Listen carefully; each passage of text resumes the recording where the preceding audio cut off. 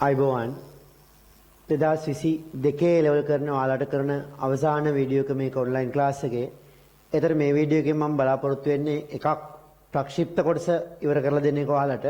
ඒතර ටියුට් එක කම්ප්ලීට් කරන්න පුළුවන් සඳට කලින් දෙවෙනි අරමුණ තමයි දැන් ඉදිරියේ පන්ති ආරම්භය පිළිබඳ කෙටි දැනුම් දීමක් ඔයාලට කරන්න. ඔයාලගේ පන්ති කොහොමද ආරම්භ වෙන්නේ කියන එක. ඒත් එකම කියන්න ඕනේ සේලෝම් පන්ති ආරම්භන දිනයන් පිළිබඳව පැවැත්වෙන ආකාරය ගැන විස්තර සහිතව දැනුම් දීමක් මම YouTube channel එකේ වෙනත් වීඩියෝ එකකින් දාලා තියෙනවා. ඒකත් ඔයාලා බලලා හැම කෙනෙක්ම විස්තර පිළිබඳ දැනුම් දෙන්න දැනුවත් වෙන්න නොදන්නා පන්ති පිළිබඳ විස්තර හොයන අයට ඒ දේවල් හරියට කියන්න. ඔයාලගේ පන්ති පිළිබඳව මම ඉස්සෙල්ලා පොඩි දෙයක් කිව්වොත් දැන් ඔන්න 29 වෙනිදා ඉඳලා අපි පුරුදු විදියට නොවුනත් පන්ති ආරම්භ කරනවා. මොකද පුරුදු විදියට නොවුනත් කියන්නේ මේ රටේ ලෝකයේ ඇතිවෙච්ච ප්‍රශ්නයත් එක්ක අපිට පුරුදු විදියටම ආරම්භ කරන්න බෑ. මොකද යම් සීමාවන් එක්ක තමයි පන්ති කරන්න වෙන්නේ. එකක් 500 සීමාවක් පිළිබඳ දැනුම් දීලා තියෙනවා. අර 100 සීමාවුනේ 500 දක්වා වැඩි වෙලා තියෙනවා. ඒත් එකම මීටරයේ පරතරය තබා ගැනීම අවශ්‍යතාවයක් තියෙනවා. ඉතින් ඒ හින්දා ඒ සීමාවන් වලට යටත් වෙලා තමයි අපිට පන්ති ආරම්භ කරන්න වෙන්නේ. විශේෂයෙන්ම ඉන්ටර්වල් වගේ දීමේ යම් කිසි පිළිවෙලක් තියෙන්න ඕනේ. මොකද ඉන්ටර්වල් ලබා දීමේදී ඉන්ටර්වල් එක තුල ඔයාලා හැසිරෙන විදිය එච්චරම සතුටුදායක නෑ මේ කොරෝනා තත්ත්වය ගැන හිතද්දි නැත්තම් හොඳයි. හරි නමුත් මේ කොරෝනා තත්ත්වයේ යටතේ අර මීටරේ පරතරේ තියාන ඉන්ටර්වල් එකේ කෑම කන්න එහෙම බෑනේ. ඉතින් ඒ වගේ ප්‍රශ්නත් එක්ක අපි ඉන්ටර්වල් වගේ දේවල් පුළුවන් තරම් සීමා කරන්න ඕනේ. හරි. එතකොට ඔයාලගේ පන්ති පිළිබඳව කිව්වොත් එතකොට 29 වෙනිදාගෙන් පස්සේ එළමෙන වීකෙන්ඩ් එකේ තමයි ඔයාලට පන්ති තියෙන්නේ. එක්කම අලුත් පන්ති ගත්තාම වීකෙන්ඩ් එකේමත් නෙමෙයි වෙනත් දවසුත් තියෙනවා. මම මේ පිළිබඳව පොඩ්ඩක් කියන්නම්. ඉස්සෙල්ලාම මම කිව්වොත් දැන් තීරි පන්ති කරන්න 2022 අපි බණ්ඩාරවල ප්‍රින්සිපල්ගේ සහ අනුරාධපුර සිප්නි ආයතනයේනේ. ඉතින් එතකොට බණ්ඩාරවල ප්‍රින්සිපල් ආයතනය ගැන කිව්වොත් ඒ අර ශාලා කිහිපයක දාලා ඉගෙනීමේ පහසුකම් තියෙන නිසා පන්ති අපිට පුරුදු වෙලාවට කරන්න පුළුවන්. ඒ කියන්නේ 2021 ඔයාලට ආරම්භ වෙන්නේ එතකොට ජූලි 4 වෙනි සෙනසුරාදා ජූලි 4 වෙනි සෙනසුරාදා තමයි ආරම්භ වෙන්නේ.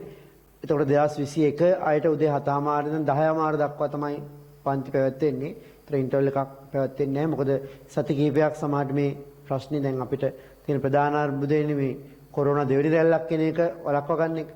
අනේ වෙනුවෙන් අපිට සති කිහිපයක් මේ විදිහට කරන්න වෙනවා. ඒතර 2021 තියෙන්නේ 7:00 10:00. එතකොට 2022 ආරම්භ වෙලා තියෙන ගෲප් එක තියෙන්නේ 2022ට අදාළ එක 11 ඉඳන් 1 දක්වා පුරුදු විදිහට. එතකොට 2020 මේ පාරේ විභාග ලියන අයට තියෙන්නේ 1:00 සිට 5:00 දක්වා. එමයි ටයිම් තුන තියෙන එදා දවසේ. ඉතින් එතකොට ඔයාලට ප්‍රශ්නයක් වෙන්න පුළුවන් කොහොමද මීටරේ පරතරය තියාන ඔක්කොම දාගෙන කරන්න කියන එක. එතනදී අර හෝල් කිහිපයක දාලා කරන්න පහසුකම් තියෙන නිසා ගැටලුවක් වෙන්නේ නැහැ. එහෙනම් ඒ අය 2021 22 සහ 26 සෙන්සුරාදා පුරුදු විදිහට එනකොට අර පොදු ක්‍රම අනුගමනය කරලා ඉන්නේ. ඒ කියන්නේ මේ බස් එකේ දුන්නත් පුළුවන් තරම් උත්සාහ කරන්න ටිකක් පරතරය තියාගෙන ඉතින් මම මේ කියන දේවල් 100%ක් ප්‍රායෝගික නොවෙන්න පුළුවන්. දුම්රිය වල එහෙම ඔය ෆුට්බෝඩ් එකේ පව එල්ලලා පොර කකා යනවා අපි දකිනවා. ඉතින් ඒ වගේම තත්ත්වයක් බස් වලත් සමහර අවස්ථාවල ඇති වෙනවා. ඉතින් ඒවා වළක්වා ගන්න ඔයාලට බෑ. මොකද ඔයාලට බස් එකක් නැහැනේ හැමෝටම තනියම එන්න. ඉතින් එන පොදු ප්‍රවාහන සේවයේදී යම් අර්බුද තියෙනවා. ඉතින් ඒවා 100%ක්ම නැතත් පුළුවන් තරම් ඒ නීති ආරක්ෂා කරගෙන ඉන්න උත්සාහ කරන්න. ඒක මතක තියාගෙන ඉන්න කියන එකයි මම මේ විශේෂයෙන් මතක් කරන්නේ. ඒත් එකම පුළුවන් නම් සැනිටයිස් එකක් වගේ අරන් එන්න. මාස්ක් එකක් දැමීම බොහෝ විට අනිවාර්ය වෙයි. ඉතින් එහෙම වුණොත් අලුත් මාස්ක් එකක් දෙකක් ළඟ තියාගන්න හැම වෙලේම. හරි. ඒත් එකම විශේෂයෙන් කියන්න තියෙනවා ප්‍රින්සිපල් එක ගැන කියද්දී O level ප්‍රතිඵල ඇවිල්ලා මේ දක්වා පන්ති වලට සහභාගී නොවෙච්ච ඒ කියන්නේ 2022 විභාග කරන්න බලාපොරොත්තු වෙන නමුත් තාමත් පන්ති වලට සහභාගී නොවුණු සියලුම දරුවන්ට ජූලි 3 වෙනිදා ජූලි 3 වෙනි සිකුරාදා 2:30 සිට 5 දක්වා තමයි ආරම්භ වෙන්නේ පන්ති. දෙවෙනි ගෲප් එක විදියට. හරි. ඒතර ඒ කොටස කරන්නේ මේ දක්වා අර ජනවාරි මාසයේ ආරම්භ වෙච්ච පන්තියේ කරපු කොටස් ටික නැවත කරන එක තමයි කරන්නේ. එතකොට මේ දක්වා අපේ පන්ති වලට ආපු අය සිකුරාදා එන්න ඕනේ නැහැ. 2.5 දෙවෙනි ගෲප් එකට. ඒකේ කරන්නේ මුල් කොටස් ටික. එහෙනම් ඔන්න ඒ දෙයතොට ප්‍රින්සිපල් ආයතනයේට පන්ති එන සහ එන්න බලාපොරොත්තු වෙන දරුවන්ට අවශ්‍ය පණිවිඩ ලැබුණා. මම මේ කියන්නේ මේ වීඩියෝ එක ඔයාලගේ 2022ට අදාළ වීඩියෝ එකක් නිසා මම මේ විස්තර කියන්නේ 2022 කියන විතරයි.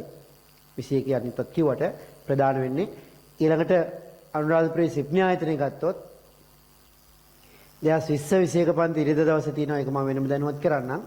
22 ඔයාලට තිබුණේ මෙහෙමනේ. 2022 කොමන් ක්ලාස් එක තිබුණේ බ්‍රහස්පතින්දා 2.35 ගෲප් ක්ලාස් එක තිබුණේ ධාරා විද්‍යුතීකරණ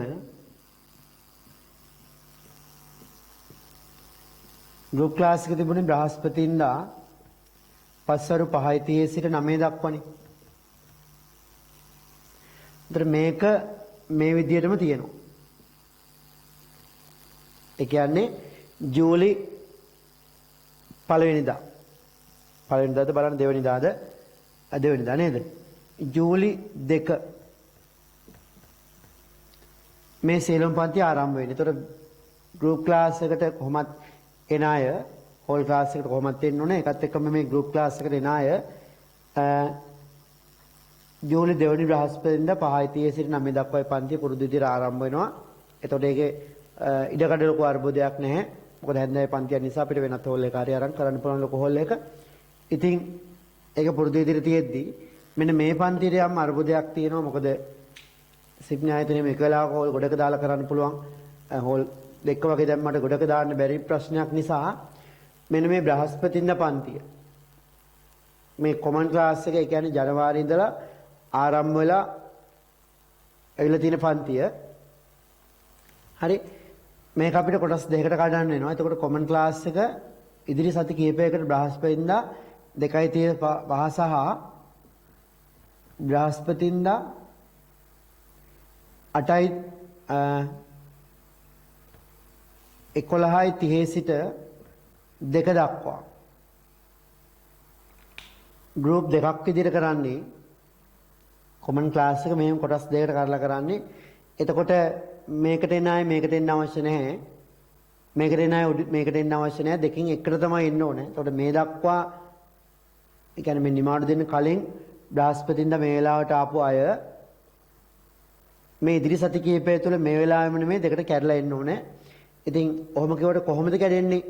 මේ වෙලාවෙන්නද මේ වෙලාවෙන්නද කියන එක පිළිබඳව දැන් ඔයාලට ප්‍රශ්නයක් ඇති.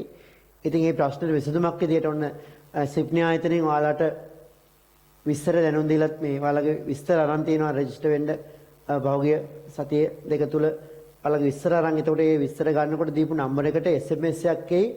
ඔයාලා මේ පන්තියට දෙන්න ඕනේ මේ පන්තියටද කියලා. ඒ අදාළ පන්තියට එන්නේ නැත්නම් ඔයාලා පුරුදු විදියට නෑ. සමහර උදේ අපි හවස එන්නම් කියලා 2:05ම ආවොත් අර්බුදයක් එනවා. මොකද ඒ පුළුවන් පන්තියක් තුල දාන සීමාව දාපුවම අපිට අනිත් අය ගෙදර යවන්න වෙනවා අනිවාර්යෙන්. මොකද ඉස්සෙල්ලාම මේ ඔයාලගේ සහ රටේ ආරක්ෂාව ගැන අපි හිතන්න වෙනවා. ඉතින් එතකොට කීර දේ අහන්න නැතුව වෙන කෙනෙක් ඉතින් අකමැත්තෙන් වුණත් අපිට හරවලා යවන්න වෙනවා. ඉතින් අන්න ඒ අපහසුව මොකද දැන් 2:00 පන්තිරේ ඉල්ල හරවලා යවුවොත් අය උදේකට එන්නත් බෑනේ. ඉතින් ඒ හින්දා මේ පන්ති දෙකෙන් කොයි එකටද එන්නේ කියන එක ටික කාලයකට මේ තමන්ගේ යාළුවා ආවසකරන්නේ මං උදේකට එන්නේ කොහොමද කියලා වගේ දේවල් නැතුව ඒ SMS එක එන්නේ උදේ පන්තියට නම් ඒකට එන්න මේකට නම් මේකට එන්න. ඒතර මේ කොයි එකට ආවත් ගෲප් එකට සහභාගී වෙන්න මේකට එන්න පුළුවන්. මේක ප්‍රශ්නයක් නැහැ. මෙන්න මේ දවල් කාලේ 2:35 තිබ්බ පන්තිය තමයි දෙකට කැඩෙන්නේ. පැහැදිලි කියන එක. එතකොට මේ පන්ති දෙකෙන් එකට ආවනම් ඇති. ඒ කොයි එකට ආවත් ධාරා විද්‍යුතය කරගන්න ඕනේ ගෲප් එකට ඇවිල්ලා එක් කරගන්න. ඒ ප්‍රශ්නයක් නෙමෙයි. හරි. මේක හැන්දෑවේ නයිට් ක්ලාස් එකක් විදිහට තියෙන නිසා අපිට හෝල් දෙක තුනක හරි එක දාන්න පුළුවන් ප්‍රශ්නයක් නෙවෙයි. ඒතර මේක තමයි ප්‍රශ්නේ. ඒත් එක්කම සිප්නි ආයතනයට එන්න බලාපොරොත්තු වෙන තව දරුවෝ කට්ටියක් ඉන්නවා මේ එකකටවත් තාම ආවේ නැති O level කරලා ප්‍රතිඵල ඇවිල්ලා ඊට පස්සේ අලුතෙන් A level කරන්න බලාපොරොත්තු වෙන ඉන්න අය මැත්ස් බයෝ IT එහෙම කරන අය. ඉතින් අන්න ඒ අයට 2022 නව පන්ති ආරම්භ වෙනවා ජූලි 2 මේ දවසේමයි ජූලි 2 බ්‍රහස්පතින්දා උදේ 8:30 සිට 11 දක්වා 8:30 සිට 11 දක්වා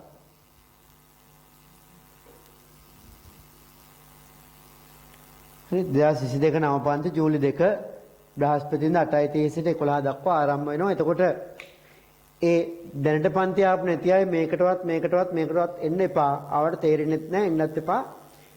එයාලට මේ දේවල් කියලා දෙන්න කලින් මූලික දේවල් කරලා ඉන්න ඕනේ. ඒ නිසා පැහැදිලිව අලුතෙන් එන්න ඉන්න කෙනෙක් අනිත් අයටත් දැනුම් දෙන්න මේ විස්තරේ ඔයාලා බලලා ඔයාලම දැනගෙන විතරක් නතර වෙන්න එපා. මොකද විස්තර මේක නොදන්න අය ඉන්නවා. මොකද පන්තිට ඇවිල්ලා කියලාවත් ටීවී එකක් දාලවත් පත්‍රයක් දාලවත් ලියුම්නම් සමහරට ආයතන කියවන වෙයි.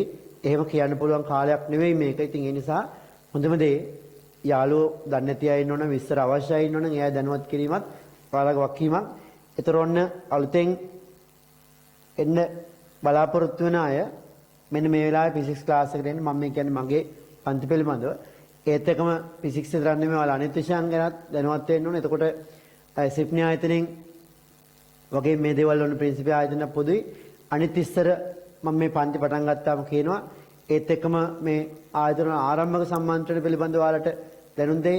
ඒ වගේම දුරකථන අංක ඔයාලට දාලා තිනවා ලියුම් එයි. ඒත් එක්කම Facebook වගේ ඒ වගේ YouTube වල වගේ ඒ වගේ වීඩියෝස් යයි පෝස්ට් යයි ඒවා බලන්න.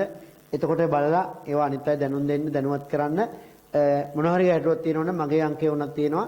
ඔයාලට මම දැන් දීලා තිනවා. එතකොට ඒවා කතා කරලා ආගන්න පුළුවන්. හැබැයි ඉතින් දුරකථන ඇමතුමක් දෙනවට වඩා ඒක මොකද ගොඩ දුරකථන ඇමතුමක් වෙනාම අපිටත් මේක ගොඩක් වෙනකොට ටිකක් කරදරයිනේ මේක ටිකක් මැනේජ් කරගන්න. ඉතින් ඒ හින්දා හොඳයි ඔයාලා දුරකථන ඇමතුමක් දෙනවට වඩා මේ පිළිබඳ වීඩියෝ එකකින් හරි ඔය අනිකුත් ක්‍රමයකින් හරි දැනුවත් වෙන එක. ඉතින් එතකොට ඔන්න අලුතෙන්ම එන කෙනෙක් එන්න ඕනේ මේ පන්තියේ විතරයි. ඊට පස්සේ මේ දක්වා හෝල් එකට විතරක් ආපු කෙනෙක් මේ දෙකෙන් එකට එන්න. ඒ දෙකටම කොහොමාවත් ගෲප් එකට එන අය ඒකට එන්න. එතකොට ඔන්න සිප්නි ආයතනය පිළිබඳව දැනුවත් කරේ. කලින් මම ප්‍රින්සිපල් ආයතනයේ පන්ති පිළිබඳව දැනුම් දුන්නා. එතකොට මොනවාරි ගැටලුවක් තියෙනවා නම් ඒ දුරකථන අංක වලට කතා කරලා වලට විස්තර ගන්න පුළුවන්. හරි. එහෙනම් අපි අද පාඩමට යමු. එහෙමනම් මාතෘකාවල යන්න ප්‍රක්ෂිප්තයක තිරස් පරාසය සඳහා ප්‍රකාශනයක් ලබා ගැනීම කියලා. ප්‍රක්ෂිප්තයක තිරස් පරාසය සඳහා ප්‍රකාශනයක් ලබා ගැනීම.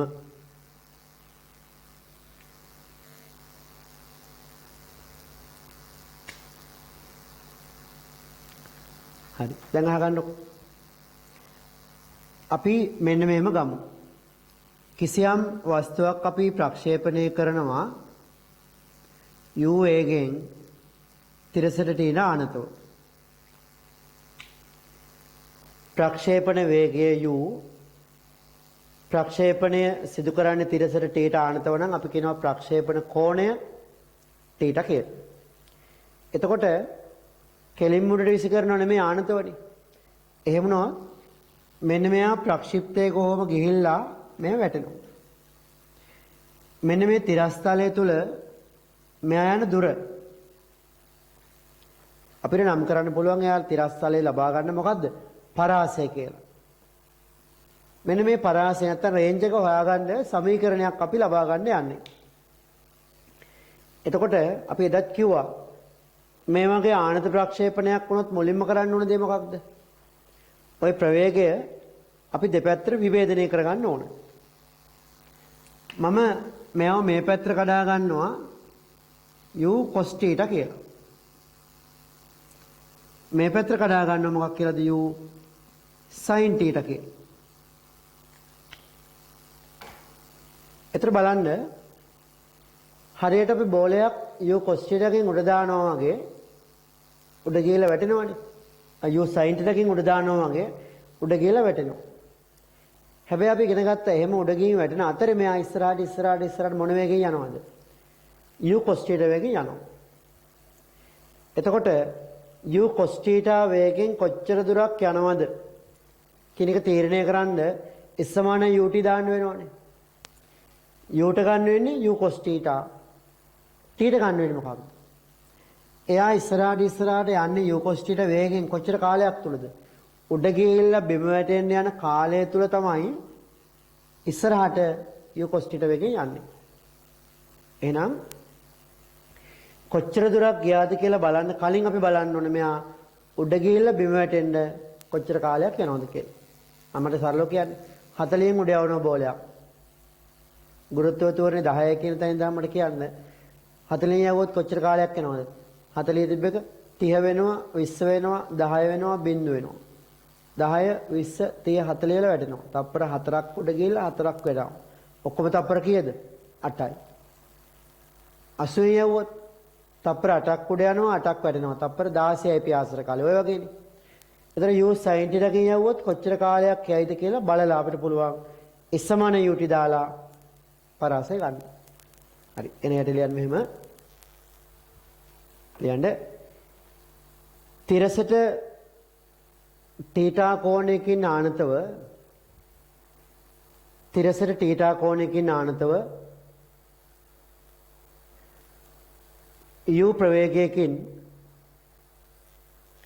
u ප්‍රවේගයකින්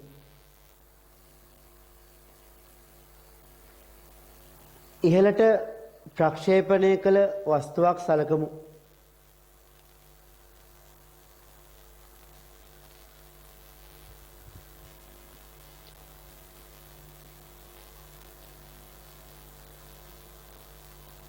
වාත ප්‍රතිරෝධ නොසලකූ විට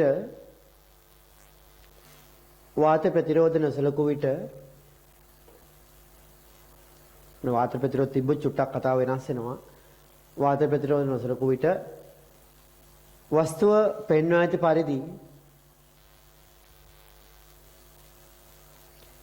ඇති පරිදි ප්‍රක්ෂිප්ත පතයක චලිත වී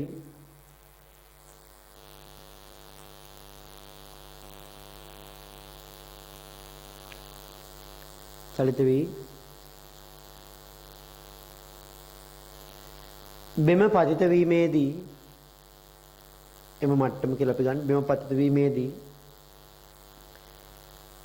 කැපිටල් R තිරස් පරාසයක් ලබා ගනී.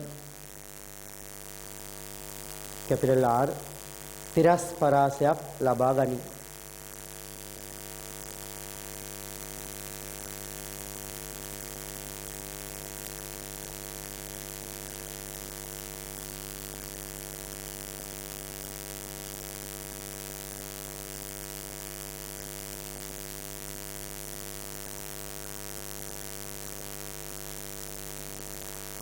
හරි රූපේන ගන්නකො.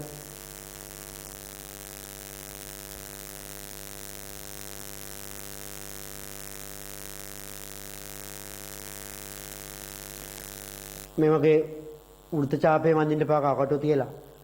පරාවලි හැඩයක් මේක එන්නේ. ප්‍රක්ෂිප්තයක් කියන පරාවලි හැඩයක් මෙතන.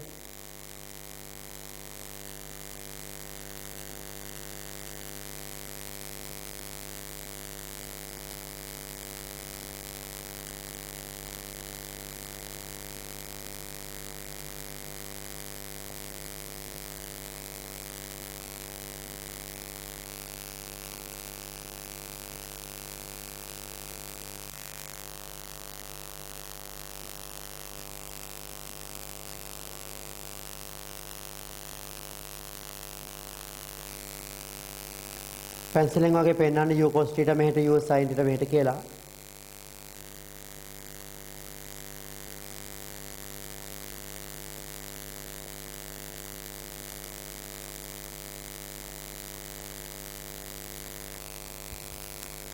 හරි.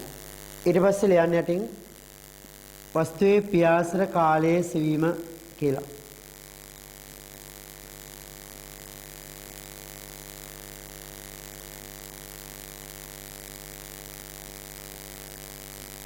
බලන්න පියාසර කාලය වෙනවා කියන්නේ u sin θ වේගෙන් උඩට ගියපු කෙනා ආය වැටෙනවා කියලා නේ බිමට. ඒතර ඉස්සරහට යන එක හිතන්නේ ඔහම කියලා වැටෙනවා වගේ හිතන්න. එහෙනම් අපි දැම්මොත් මෙතන A කියන්නම් මෙතන B කියන්නම්.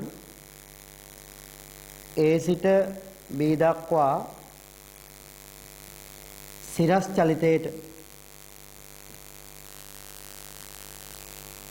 S සමානයි ut ධන භාගයේ ඊට වර්ගය ලිව්වොත් උඩ ගිහලා එතෙන්ට වටනවා කියන්නේ s බිඳුවයිනේ. උඩ ගිහලා එතෙන්ට වටනවා s බිඳුවයි. u කීයද? u sin theta t ඍණ භාගයයි g t වර්ග. u වෙනකොට දාන්න u ගේ සිරස් එක u sin theta ගුරුත්වයේ මන්දනයක් නේ උඩට ඒ නිසා g නෙමෙයි ඍණ g දැම්ම. ඒතර ඍණ මෙතෙන්ට ආවා. හරිනේ. එහෙනම් භාගයයි gt වර්ග සමානයි u sin theta t. t කැපෙනවා. එහෙනම් t සමානයි 2 u sin theta බෙදීම g කියලා උත්තරයක් එනවා. උඩ යන්න යන කාලේ ගැහුවොත් ඔයාලට එන්නේ u sin theta බෙදීම g කියලා. උඩ යන්න. අය වැටෙන්නත් යනවනේ අයත් u sin theta බෙදීම g. එහෙනම් උඩ ගිහලා මට්ටමට වැටෙන්න යනවා u sin theta බෙදීම g වගේ දෙකක්. ඔන්න දෙකක් එක එන්නේ එකයි. හරි. එහෙනම් දැන් පියාසර කාලයේ සෙවීම සඳහා පියාසර කාලයේ සෙවීම කියලා ලියලා මේ ටික ගන්න. පියාසර කාලයේ සෙවීම කියලා ගන්න මේ ටික.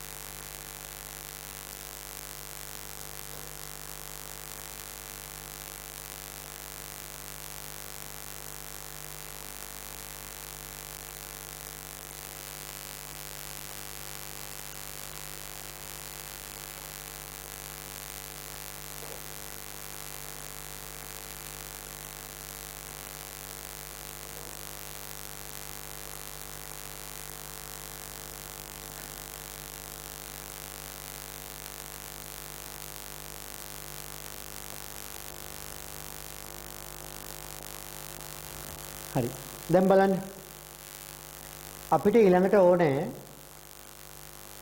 R හොයන්න. අපි දන්නවා තිරස්පරාසයක් ඕනේ හැම වෙලේම කරන්න තියෙන්නේ මොකද්ද? තිරස්සත වේගය දන්නවනම් කාලය දන්නවනම් මේ පැත්තට දාන්නේ සමානයි මොකද්ද? ut. එන ලියන්න තිරස්පරාසය සෙවීමට දාන්නේ සමානයි ut. u කියන්නේ r cos θ නේ. වරක් t. ඊට දානවා 2u sin θ බෙදීම g කියලා. එතකොට අපිට මේක ලබා ගන්න පුළුවන් මෙතන u cos θ r නෙමෙයි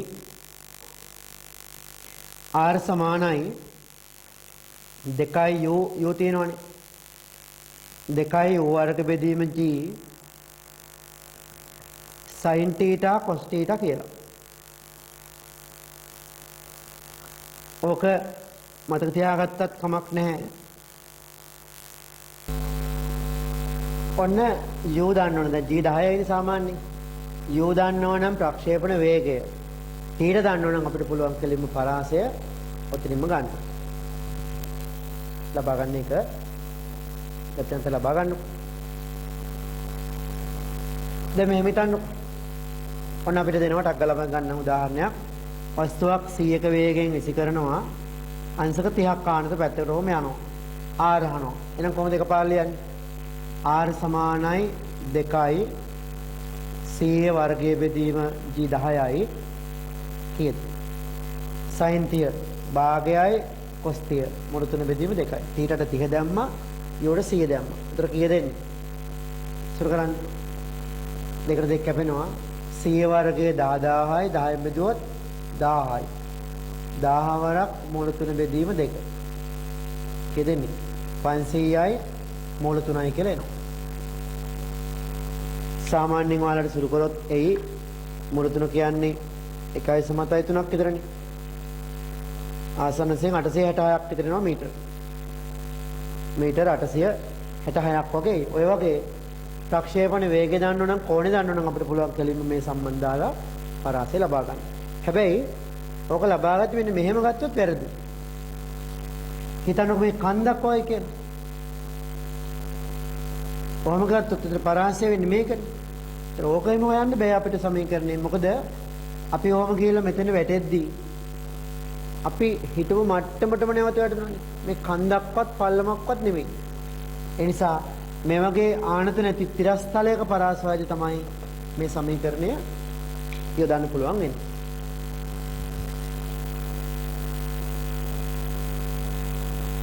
හරි. එතන ලියන්න උදාහරණ කියලා ලියලා උදාහරණ තිරසට අංශක 30ක් ආනතව තිරසට අංශක 30ක් ආනතව තිරසට අංශක 30ක් ආනතව CIMS ශ්‍රේණියක වේගයෙන් CIMS ශ්‍රේණියක වේගයෙන් CIMS ශ්‍රේණියක වේගයෙන් ඉහළට ප්‍රක්ෂේපණය කළ වස්තුවක ඉහළට ප්‍රක්ෂේපණය කළ වස්තුවක් එම තිරස් මට්ටම දක්වා වැටීමේදී එම තිරස් මට්ටම පල්ලමක් වගේ නෙමෙයි එම තිරස් මට්ටම දක්වා වැටීමේදී ලබා ගන්නා පරාසය ගණනය කරන්න ලබා ගන්නා පරාසය ගණනය කරන්න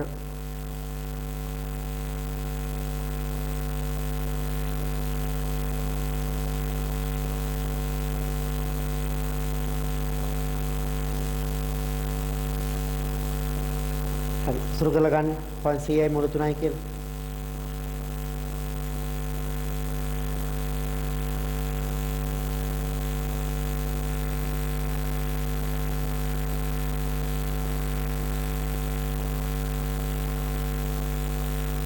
බලන්න මෙන්න මේ සමීකරණය කිසි ප්‍රශ්නයක් නැහැ හරි. ඕක ඊට වඩා ටිකක් විතර ලේසි කරන්න පුළුවන් විදියකුත් තියෙනවා. ඒක තමයි මෙන්න මේක.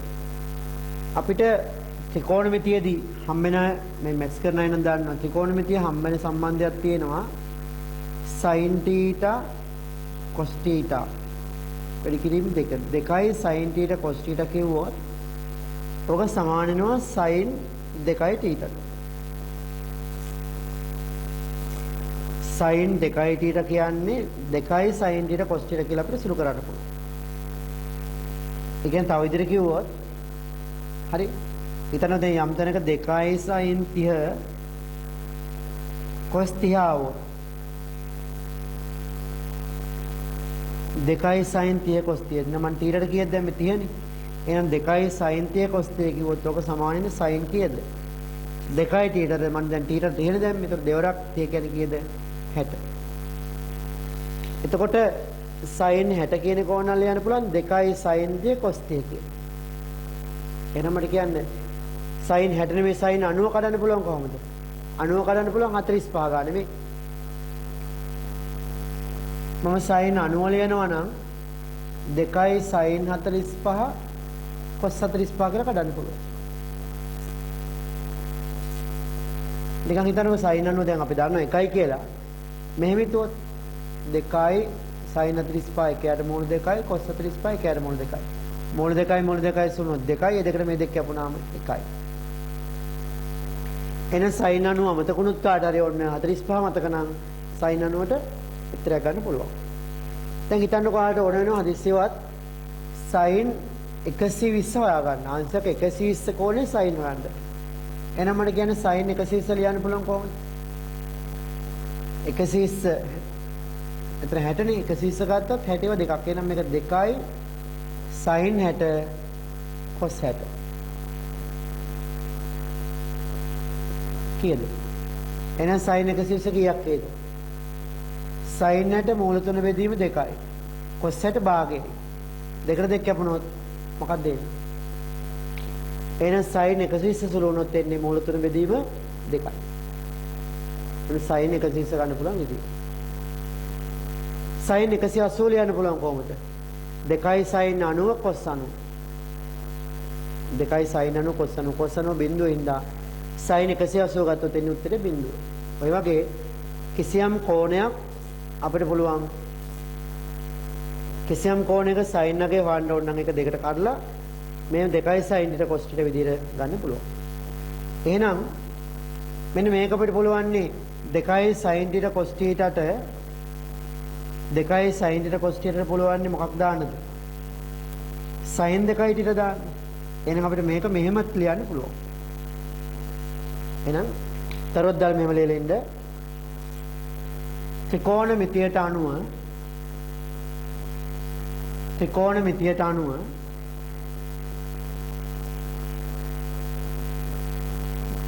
2යි sin θ cos θ සමානයි sin 2යි θ නිසා 2යි sin θ cos θ සමානයි sin 2යි θ නිසා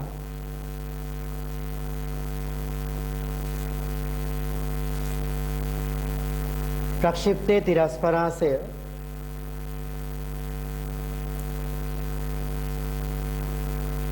තිරස්පරාසය ඊට පස්සේ මේකත් අරන් මේක ලියලා පුරු කරගන්න. මේකත් ලියලා පුරු කරගන්න. r කියන්නේ 2යි u වර්ග බෙදීම g sin θ cos θ 2යි sin θ cos θ මට පුළුවන් sin 2යි θ දාන්න.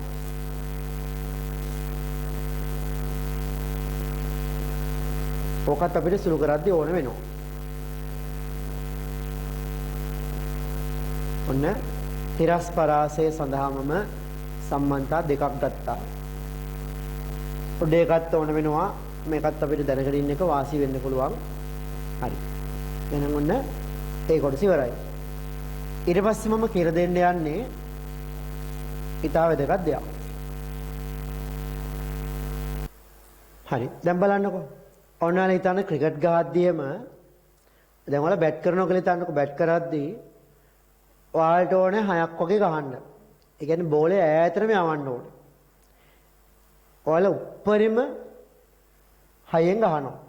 උඩරිම 6ෙන් බෝලට ගහනවා කියන්නේ u උඩරිමයිනේ කොහොමත් අපිට කොයි සමීකරණයෙන් ගත්තත් පේනවා u වැඩි වෙද්දී r වැඩිනේ.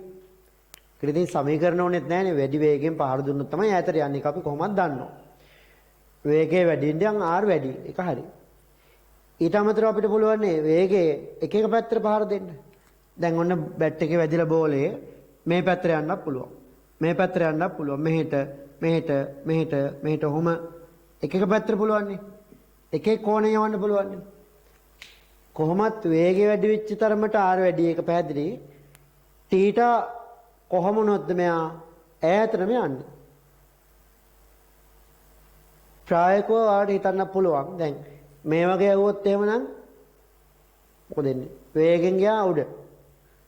උඩ ගහපුවම මොකද වෙන්නේ? උඩ ගිහිල්ලා ගොඩ වෙලා ගිහිල්ලා වැටෙනවා. හැබැයි අල්ලන්නේ කීපර්මයි. හේතුව එතකොට උඩ ගියාට තිරස්පරාසයක් එච්චර ලබා ගන්න නැහැ. එහෙම හරියන්නේ නැහැ. ඒතර මම අහන්නේ θ අඩු වුණොත්ද වැඩි වුණොත්ද මොනවා වුණොත්ද මෙයා ඈතරම යන්නේ කියන එකයි ලබා ගන්න යන්නේ. එතකොට අපි ඔක ඔප්පු කරනවා. නමුත් මම ඊට කලින් උත්තරේ කියලා ඉන්නම්. කොච්චර කෝණයක් තිබ්බොත්ද ඈතරම යන්නේ? ඔයාලට ඕනනම් ගෙදරදී මේ ටීටට අංශක බිංදුව දාලා බලන්න පුළුවන්. අංශක 10 20 ඊට මොකක් හරි එකකයක් දාලා බලන්න. අංශක බිංදුව 10 20 30 40 50 60 70 80 90 වෙනකන් වැඩි කරලා ඔයාලට පරාසයන් හොයලා බලුවොත් එක එක ඒවා එන්නේ. චුට්ටක් මම කියනකොට ඔන්න මෙහෙම එකක් කරන්න. දැන් හිට අරිද්දා මේ අඩුත් තියෙනවනේ. ඊට 100 වගේ දාලා ඊට බිංදුව දාන්න. ඔන්න ගණන් 10ක් විතර දාන්න. අංශක 5 5 නමුනේට 10 20 30 40 45ක් දාන්න. 50 60 70 80 90 දාලා කෝණ 10ක් විතර දාලා සුළු කරන්න. සුළු කරපුවම එක එක r කියන්නේ r අඩු වේවත් වැඩි වේවත්. හරි. චූටි පරාසත් ලොකුවත් හොයලා මට ඔන්න බලන්න මම මේ කියන දේ වීඩියෝ එක බලන්න කලින් ඒක ඔයාලා කරොත් ඔයාලට හොඳට තේරෙනවා මේක. එතකොට මාතෘකාව ලියන්නේ නම් ප්‍රක්ෂිප්තයක උපරිම තිරස් පරාසය. ප්‍රක්ෂිප්තයක උපරිම තිරස් පරාසය.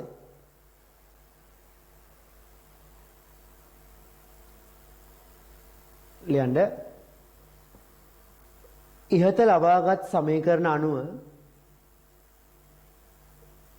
ලබාගත් සමීකරණ අනුව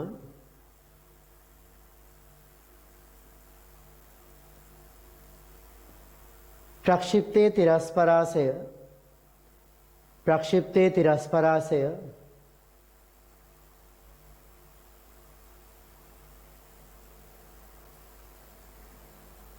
U හා තීටා අගයන් මත රඳා පවතී. G කියන එක රඳා පවතී කියන්නේ මං G කොහොමත් එක මගේනේ පෘථිවියේ. U සහ තීටා මත රඳා පවතී. U වැඩි කිරීමේදී කැපිටල් R පරාසය වැඩි වන බව U වැඩි කිරීමේදී කැපිටල් R පරාසය වැඩි වන බව ඉතා පැහැදිලිය.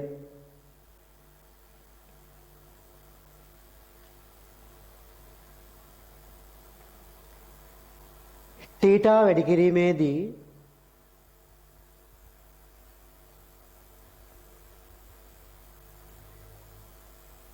කැපිටල් R වෙනස් වන ආකාරය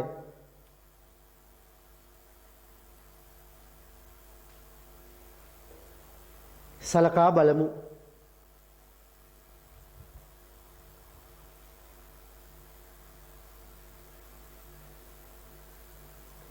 හරි. දැන් බලන්න. දැන් මෙහෙම දෙයක් මම කියන්නකෝ උත්තරේට කියන්න කලින්. අපි වස්තුවක් මෙන්න මේ වගේ පැත්තට ප්‍රක්ෂේපණය කරොත් ටීට කුඩාවට අංශක 10ක් 15ක් වගේ පොඩි අගකින් ප්‍රක්ෂේපණය කරොත් ඔය ප්‍රක්ෂේපණේ කෝණේ කුඩයි කියන්නේ ඔකේ තිරස් පැත්තට තියෙන කොටස ගොඩක් වැඩි. සිරස් පැත්තට තියෙන කොටස ගොඩක් අඩුයි කියන එකනේ.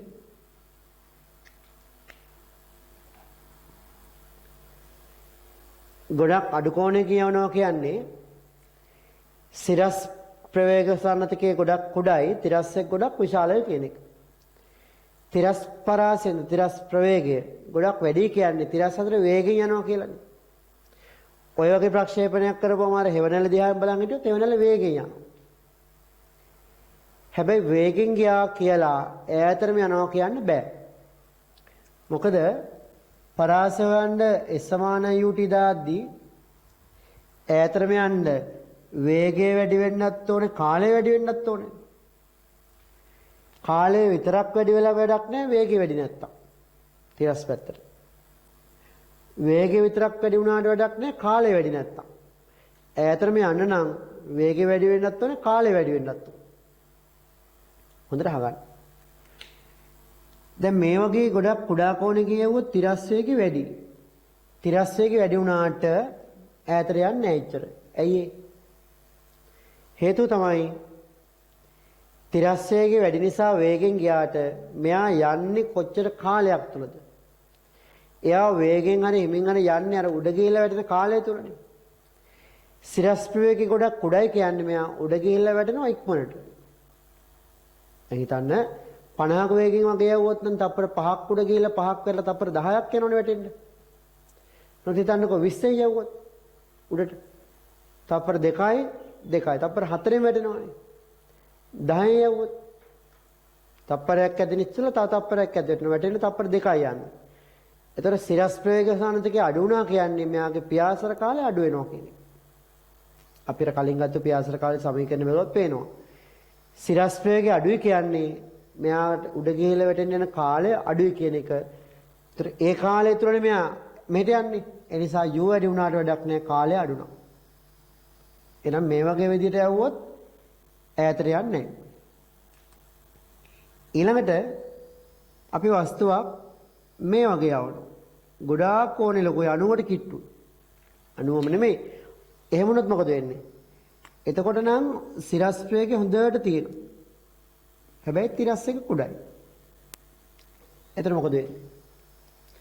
අපි ක්‍රිකට් ගහද්දි බෝලයක් බැට් එකේ වැදිලා යවනවා අංශක 85න් විතර උඩට. මොකද වෙන්නේ? 85න් විතර යවුවොත් ඈතට යයිද? නැහැ. හැබැයි උඩ යනවා. ගිහිල්ලා හතරක් විතර දුවන්න පුළුවන්. හතරම් බැරි දෙකක් විතර දුවන්න පුළුවන් ගිහිල්ලා වැටෙද්දි. හැබැයි වැටුණාට බවුන්ඩරි දිහා නෙමෙයි බෝල වගේ තමයි අල්ලන්නේ. උඩ ගිහිල්ලා වැටෙනවා ඒ හරියම. එතකොට හේතුව මොකද්ද? ගොඩාක් ප්‍රක්ෂේපණ කෝණේ වැඩි වුණොත් එතනින් සිරස් ප්‍රවේගය වැඩිනේ. එතකොට ගොඩ වෙලා යනවා උඩ ගිහිල්ලා වැටෙන්න. නමුත් ප්‍රශ්නේ තියෙන්නේ කාලය ගොඩ වැඩි වුණාට වැඩක් නැහැ. ඉස්සරහට යන්නේ එහෙම ඉන්නේ. ඒතර කාලය ගොඩක් වැඩි නමුත් වේගය ගොඩක් අඩුයි. එතකොටත් ඈතට යන්නේ නැහැ. එහෙනම් ඈතටම යවන්න කෝණය අඩු වෙලත් බෑ වැඩි වෙලත් බෑ. කෝණය අඩු වුණොත් මේක හොඳයි මේකමද. වැඩි වුණොත් මේක හොඳයි මෙයාමද. එතකොට ඒ දෙපැත්තම සනතික හොඳට තියෙන්න ඕනේ. එහෙනම් හොඳට අහගන්න කියන දේ ඔප්පු කරනවා අපි ළඟට. එහෙනම් ඈතටම යන්නේ තීටාංශක 10 15 වගේවත් නෙමෙයි 80 85වත් නෙමෙයි හරියටම තිරසරිකීය දංශක 45 යවුවොත් තමයි මෙයා ඈතටම යන්නේ. ඔන්න ඕක ඊට වැදගත් සම්බන්ධයක් අපි දැන් ඔප්පු කරනවා. හරි යට ලියන්න මෙහෙම.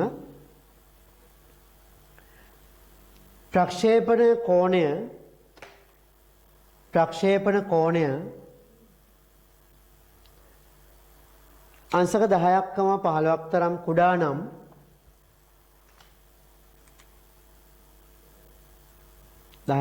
පමණ කුඩා නම්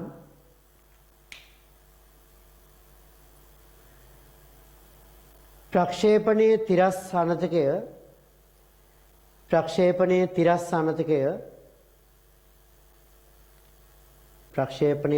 සනතකය විශාල වුවද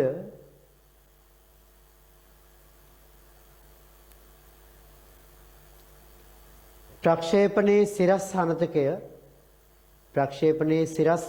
සංරචකය කුඩාය.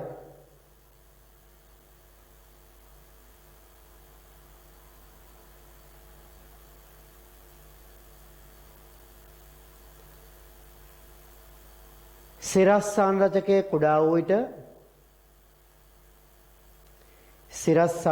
කුඩා වූ විට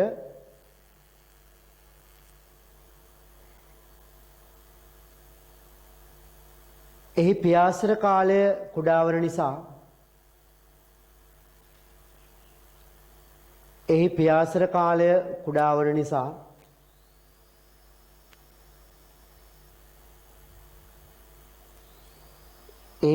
කාලය කුඩා වන නිසා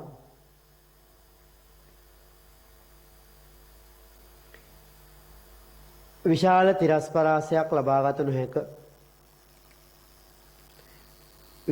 තිරස්පරාසයක් ලබාගත නොහැක.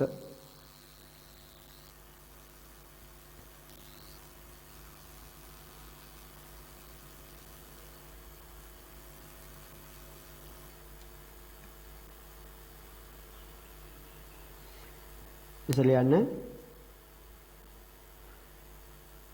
ප්‍රක්ෂේපණ කෝණය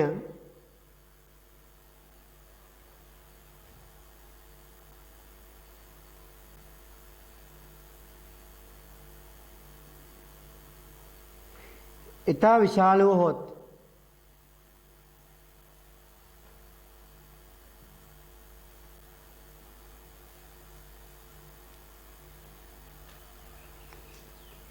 විශාල වූහොත්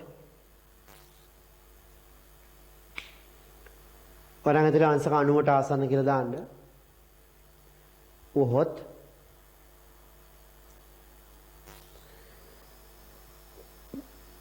ප්‍රක්ෂේපණයේ සිරස් සානතකය ප්‍රක්ෂේපණ ප්‍රවේගයේ සිරස් සානතකය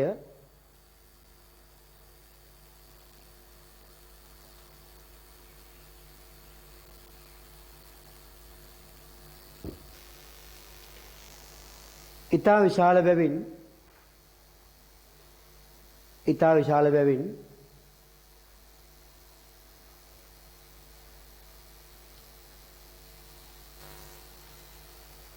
පියාසර කාලය ඉතා විශාලය.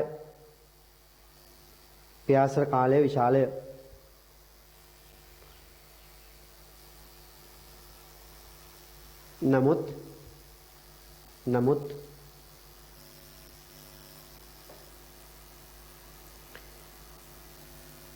වස්තුවේ තිරස් ප්‍රවේග සංරචකය වස්තුවේ තිරස් ප්‍රවේග සංරචකය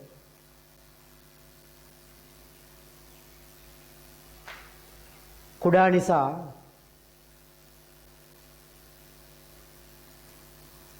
නිසා ලබා ගන්නා තිරස් පරාසය අඩුය. ලබා ගන්නා තිරස් පරාසය අඩුය.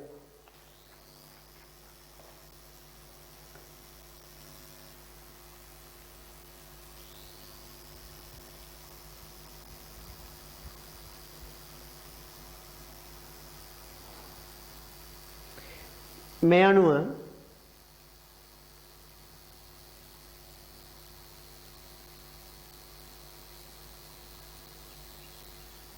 අනුව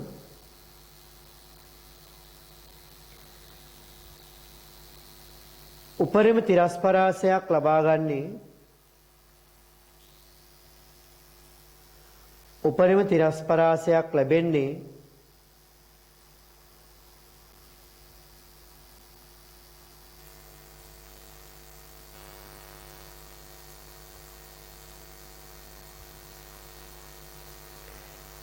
තීටා සමාන අංශක 45ක් තීටා සමාන අංශක 45ක් වන පරිදි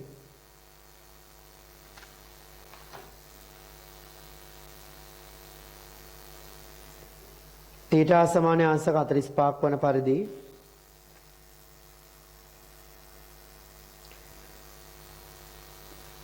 වස්තුවක් ප්‍රක්ෂේපණය කළ විටය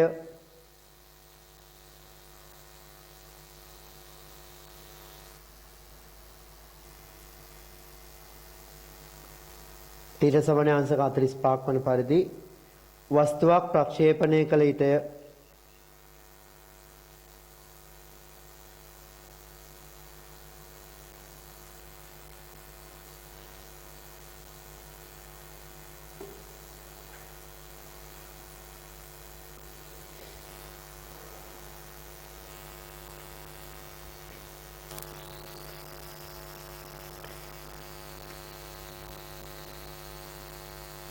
අලු පෙළ ලියන්න එකම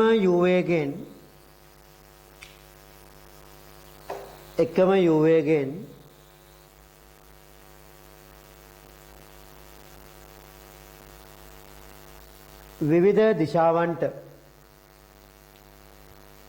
විවිධ දිශාවන්ට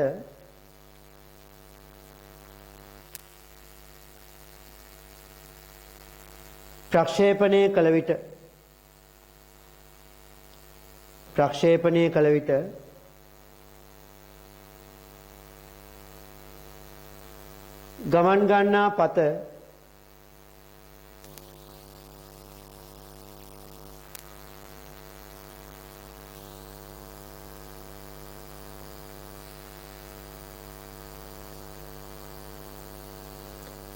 ගමන් ගන්නා පත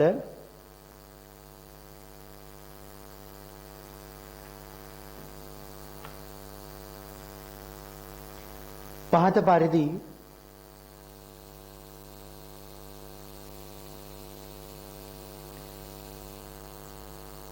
පෙන්විය හැකිය.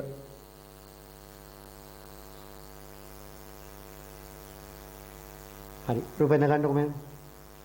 රූපේ අදිද්දී බලන්න මෙන්න මේක තමයි R max.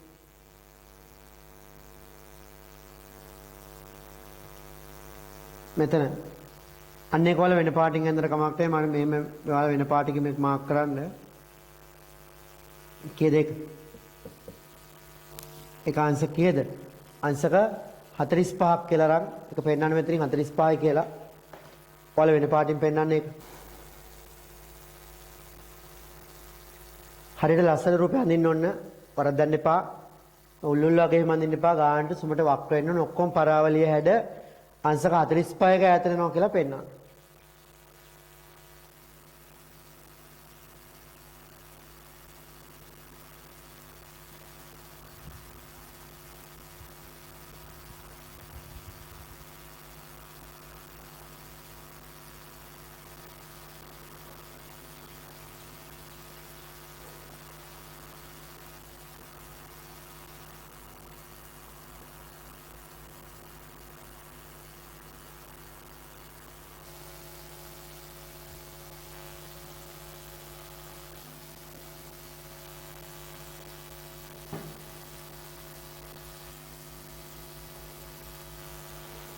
හරි. එවනම් ඔන්න යම් තැනකදී අංශක කීයද? උපරිම පරාසයක් ගැන කතා කරනවා නම් තීටට කීයද අංශක 45 දාන්න ඕන. තීටට අංශක 45 දාන්න ඕන. ඇයි කියලා මම මේ කියන්නම්.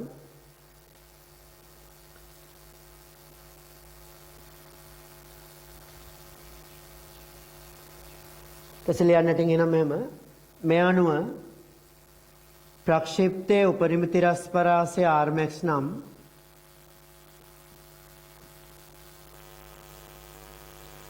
rmax නම් අපි උඩ සමීකරණ දාමුකෝ මේක දාමුකෝ නැත්තම් කොහොමද rmax සමාන u වර්ග බෙදීම g sin 2ට දාන්න එපා 2ට ඊට කියවුණොත්ද ඊට අංශක 45 වුණාමනේ උපරිම පරාසය ඉන්න දෙවරක් 45 කීයද 45 දෙයක් කියන්නේ 90යි. එහෙනම් sin 90 කීයද? sin 90 1යි. එහෙනම් හොඳට මතක තියාගන්න r max සමානයි u වර්ගයේ බෙදීම g කියලා ගන්න පුළුවන්. ඒතර කෝණය අවශ්‍ය වෙන්නේ නැහැ. අපි දැනගන්න ඕනේ ඈතරම් පයින්න කිව්වොත් ඈතරම යවන්න කිව්වොත් r max ලැබෙනවා කීයද? θ 45යි. මෙතන 45 දැම්ම නම් sin 45 cos 45 සුළු වුණත් මේකම තමයි එන්නේ. හරි? උපරිම පරාසය අහනවා නම් ඔන්න ටීට වැඩක් නැහැ ටීට 45 කියලා අපි දන්නවනේ. එහෙනම් u වර්ගයේ බෙදීම g.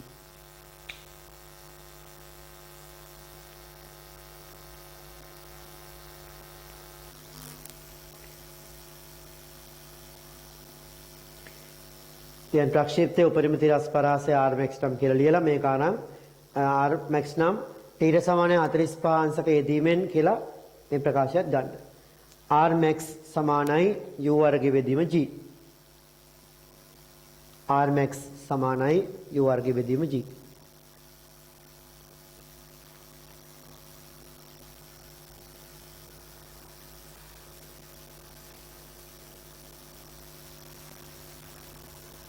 දැන් ඔන්න හිතන මැඩියෙක් ඒ කියන්නේ ගෙම්බෙක් වගේ ඉන්නවා. එතන ගෙම්බයි මැඩියයි කියන්නේ දෙන්නෙක් නේද? හරි කමන්නේ මොකක් කරේ එතකොට හිතන්නකෝ පයින්න පුළුවන් උට අපි හිතමු 5ක වේගෙන් 5 ms එක වේගෙන් පයින්න පුළුවන්. උට කොච්චර ඈතට පයින්න පුළුවන්ද වගේ අහුවොත් එහෙම උට අංශක 10න් 10න් 20න් 30න් ඕනෙකින් පැන්නේ හැකිනේ. හැබැයි උදැන ගන්න ඕනේ ඈතටම පයින්න ඕන නම් 45න් පයින්න. එතකොට කොච්චරක් ඈතට පුළුවන්ද? උගේ වේගය පුළුවන් උපරිම 5 නම් 5 වර්ගයේ බෙදීම g 5 වර්ගයේ 25 බෙදීම 10 කීයද r max මීටර් 2.5ට ඈතටම පුළුවන් පයින්. හිතන්නකෝ කිසියම් ක්‍රීඩකයෙක් ඉන්නවා මේ ක්‍රිකට් ක්‍රීඩකයෙක් බැට් කරද්දී උපරිම පුළුවන් බෝලෙට 50ක වේගයක් දෙන්න. නිකන් අදහසක් විදිහට මම මේ කියන්නේ කීයද? 50ක වේගයක් දෙන්න පුළුවන් නම් කොහොමද දෙන්නේ? එච්චර බැරි වෙන්න පුළුවන්. 50ක් දුන්නොත් එයාට පුළුවන් අංශක 45 යවුවොත් ඈතටම යන්නේ. ගොඩේ වැඩි කරොත් උඩ විතරයි යන්නේ. හරි. එතකොට උපරිම වේගය 50ක් පුළුවන් නම් එයාට කොච්චර ඈතට උපරිම පුළුවන් ද යවන්න? අංශක 45න් බැදුනොත් වැරදිලා හරි. කොච්චර ඈතට යයිද? එතකොට u 50 නම් 50 වර්ගය 2500යි යටට 10යි. 2500 බෙදීම 10 කියන්නේ මීටර 250ක් ඈතට යනවා. ඒ වුණනම් ග්‍රවුන්ඩ් එකේ එළිය නේද? හරි. 50ක වේගය කියන එක ප්‍රායෝගිකව වෙන්න පුළුවන්. ඊට වඩා අඩු වගේක් සාමාන්‍යයෙන් එන්නේ. ඉතින් කොහොම හරි මේ වගේ ඈතටම ගන්න කොච්චර කෝණයෙන්ද කියලා අහුවොත් 45 කියලා දැනගන්න ඕනේ. ඒත් එක්කම උපරිම පරාසය ලැබෙන සමීකරණයත් ඔයාලා අනිවාර්යෙන් මතක තියාගන්න ඕනේ. මොකද ඔක බහුවර්ණ වලට ආනවා. ආහන විදිය මං චුට්ටක් කියන්නම්කො මේ. ලියන්න උදාහරණي. ලියන්න උදාහරණයක් ලියන්න.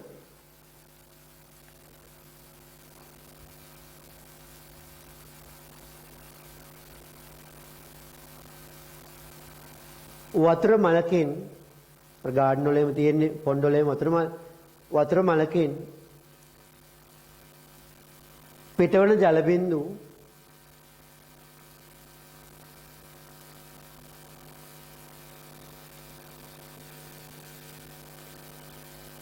විවිධ දිශාවලට හැම පැත්තටම විසි වෙනවනේ විවිධ දිශාවලට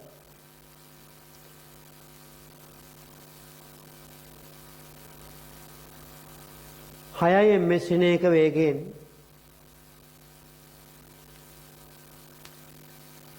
නිකුත් වී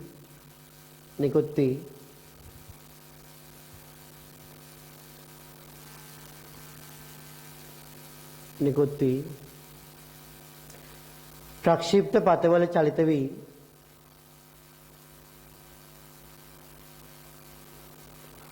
එම මට්ටමේම මේ පතන වේ. වතුර 20 වෙනි මට්ටමේ පතන වෙනවා කියලා හිතන්න. 20 වෙනි පැත් ගානට පතන වෙනවා. ජල බිඳු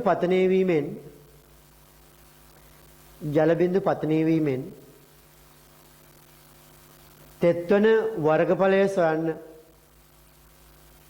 තෙත්වන වර්ගඵලය සොයන්න. පොඩ්ඩක් හිතන්න බලන්න.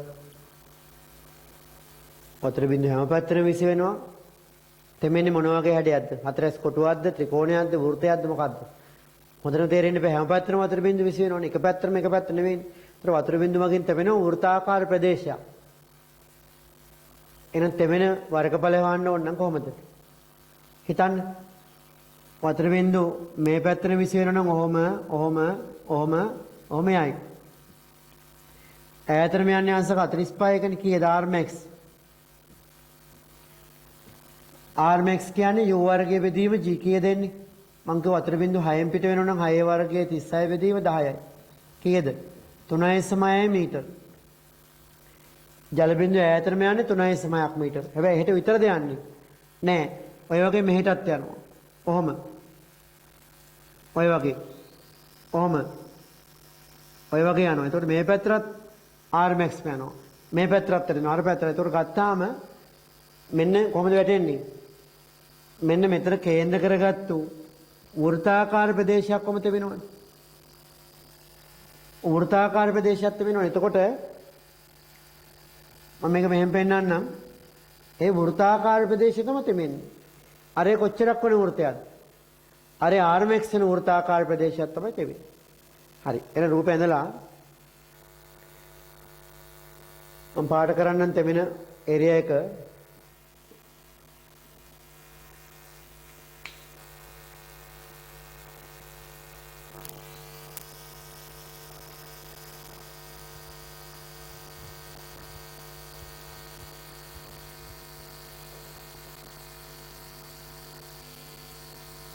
ජල බිඳු පතිත වන ආකාරය පෙන්වුම් කරගන්න. එනගෙන ගැසටෙල යන්න. ජල බිඳු එක් පැත්තකට ගමන් ගන්නා උපරිම දුර rmax නම් ගන්න. ජල බිඳු එක් පැත්තකට ගමන් ගන්නා උපරිම දුර rmax නම්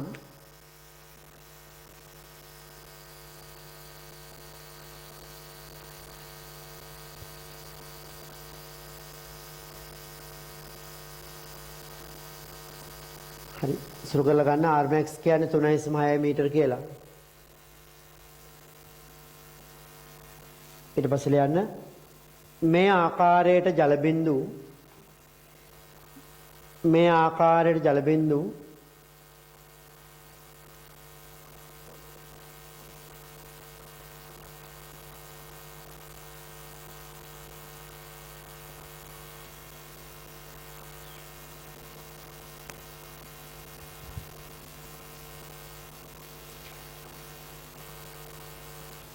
සෑම දිශාවකටම ගමන් ගන්නා නිසා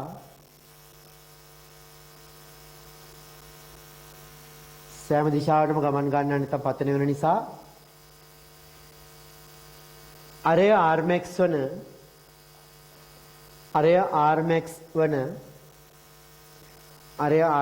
වන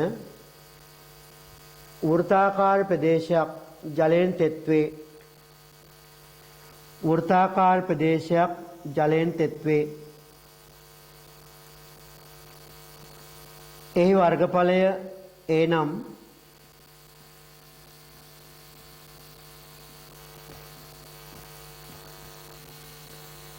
ඒලියන් 5r වර්ගය කියලා.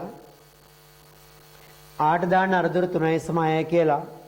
3.6 වර්ගයනවා වැඩි කිරීම 3.14 නැත්නම් 7.22 නේද? සුළු කරපුවම කීයක් දෙන්නේ? 40.69ක්. 40.69ක් වර්ග මීටර කියලා වුණ අපිට ගන්න පුළුවන් පතනය වන ප්‍රදේශයේ වර්ගඵලය. ඔන්න පොඩ් එකක් නැතුව දැන් හිතන්නකෝ ගාඩන් එකකට අපි ස්ප්‍රින්ක්ලර් වගේ දානවා. හරි.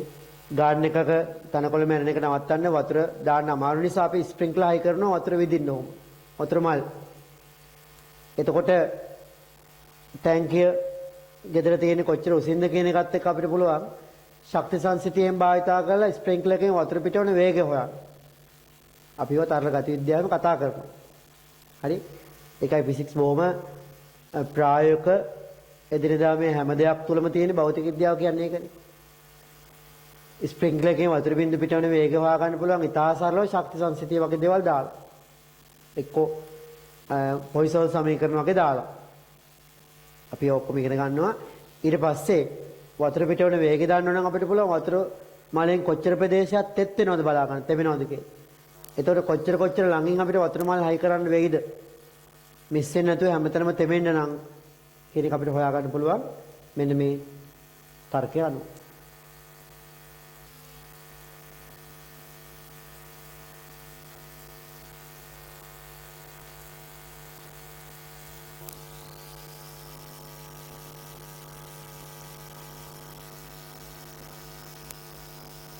හදලේ දශම 6.9යි.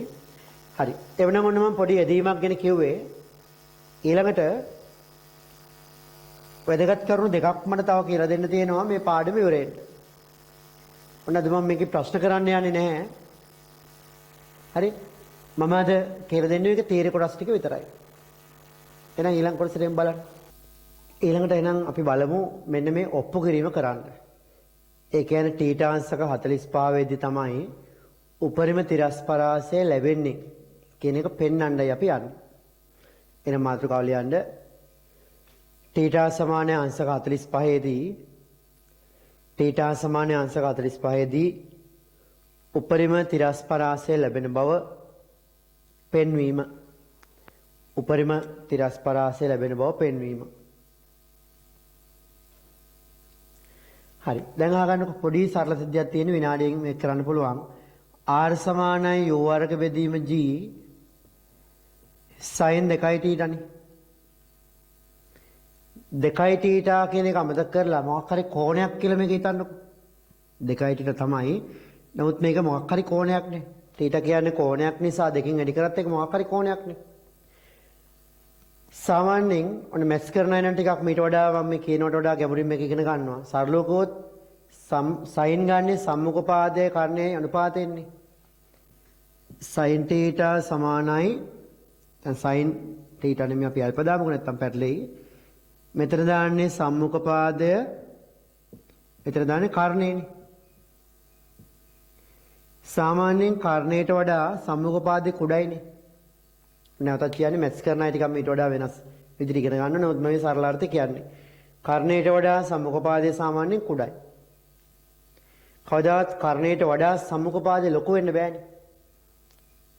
ඒතර කර්ණයට වඩා සම්මුඛ පාදේ කුඩයි නම් හැම වෙලේම ඇල්පා කීය වුණත් sin ඇල්පා කියන එක එකට වඩා අඩු වෙන්න ඕන. මෙතන හරේ නම් ලොකු එක එන්නේ මෙතන ඉන්නේ දශම ගාණක් නේ. එහෙනම් sin ඇල්පා කීය ගත්තත් එන්නේ එකට වඩා අඩු ගාණක්. හැබැයි උපරිම වශයෙන් සම්මුඛ පාදයේ කර්ණයට සමාන වෙන්න පුළුවන්. ඒ මොන වුණොත්ද? අපි ත්‍රිකෝණමිතිය ඔප්පු කිරීම කරද්දී කිව්වා මතක් කරන්න තීටාංශක 90ට යද්දී ත්‍රිකෝණයක සම්මුඛ පාදයයි කර්ණයයි දෙක සමානයි කියලා අපිට හිතන්න පුළුවන්. ඒතර සම්මුඛ පාදයේ කර්ණයයි දෙක සමාන නම් මේකට මේක කැපෙනවනේ. ඒතර sin ඇල්ෆා 1 වෙනවා. හැබැයි sin ඇල්ෆා 1 වෙන්නේ ඇල්ෆා කීය වුණොත්ද? අංශක 90 වුණොත්. මොකද sin 90 1. එහෙනම් ඔය කියපු දේ සාරාංශය නැවතත් කියනවා.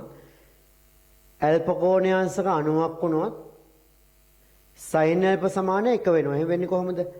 ඇල්ෆා අංශක 90ක් වුණොත් සම්මුඛ පාදයේ කර්ණය දෙක සමාන වෙනවා. අන්න එතකොට sin ඇල්ෆාගේ 1යි. ඒ කියන්නේ ඇල්ෆා අංශක 90යි. කවදාවත් කර්ණයට වඩා සම්මුඛ පාදයේ ලොකු වෙන්නේ නැති නිසා sin ඇල්ෆා පදයක් එකට වඩා වැඩි වෙන්නේ නැහැ කවදාවත්. මෙතන L පද තියෙන්නේ θද 2ටද වැඩක් නැහැ. sin ඇතුලේ මොන කෝණයක් තිබ්බත් sin කියලා ඇතුලේ මොකක් තිබ්බත් මේ පදයට ගන්න පුළුවන් උපරිම අගය තමයි 1. 1 එන්නේ මේ අතර කෝණය කීය වුණොත් දංශක 90 වුණොත්. එතකොට අන්නේ අදහස තමයි මම මෙතනින් කියලා දෙන්න යන්නේ. එහෙනම් යට ලියන්න මෙහෙම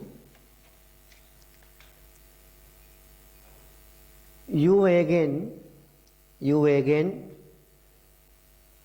තිරසට θ අනතව u වේගෙන් තිරසට θ අනතව සිදු කළ ප්‍රක්ෂේපණයක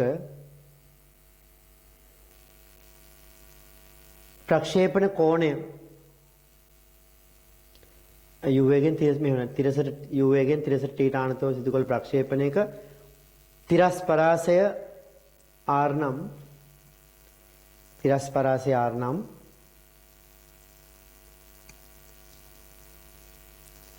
අලු පෙළ ලියන්න r සමානයි u වර්ග බෙදීම 2යි u වර්ග බෙදීම g sin 2යි ඊට ඔන්න u වර්ග බෙදීම 2 නෙමෙයි u වර්ග බෙදීම g වරක් sin 2යි ඊට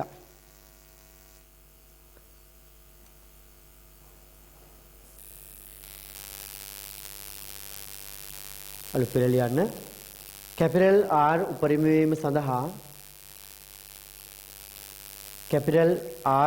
වීම සඳහා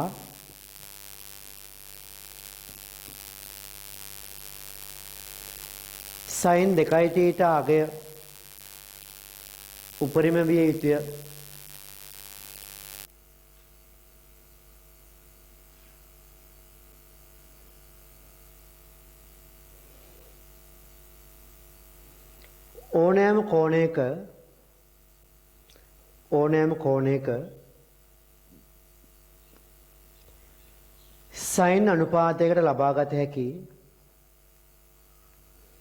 ඕනෑම කෝණයක sin අනුපාතයකට ලබාගත හැකි උපරිම අගය එකක් වේ.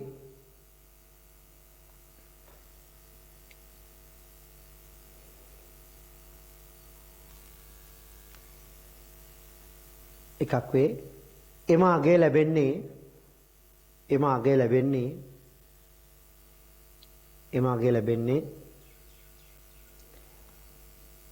අදාළ කෝණාංශක 90ක් වන විටය.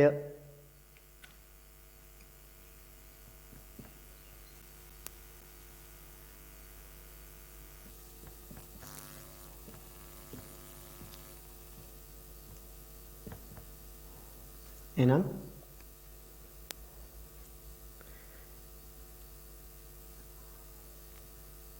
අලුත් පෙළ ලියන්න sin 2යි θට ලබාගත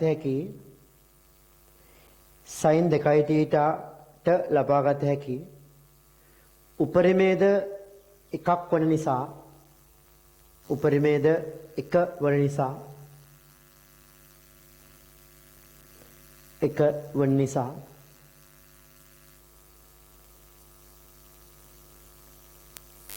sin 2ට සමාන එක ආදේශයෙන් ලියන r max අගේ ගන්න බලන්න u වර්ග බෙදීම g වරක් 1. ඒ කියන්නේ කීයද? r max සමානයි u වර්ග බෙදීම g කියන එක නැවතත් එනවා. අපිට ඔය කලිනුත් ආව නේද? ඒක නැවතත් එනවා. ඒ ඉස්සෙල්ලා අපි මන් තීරයක් විතර දුන්නට ඊට 45 තමයි මේක වෙන්නේ කියලා දැන් අපි ඔප්පු කරා. කොහොමද r max කියන්නේ u වර්ග බෙදීම g මතක තියාගන්න ඕනේ. හරි. ඒ ගන්න